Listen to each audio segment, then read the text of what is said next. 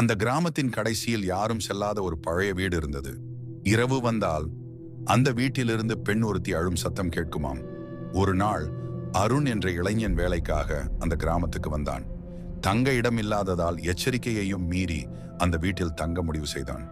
நள்ளிரவு 12 மணி. அருண். யாரோ அவன் பெயரை அழைத்தது. அறையின் கதவு மெதுவாக தானே திறந்தது. குளிர்ந்த காற்று அவன் உடம்பை உறைய வைத்தது.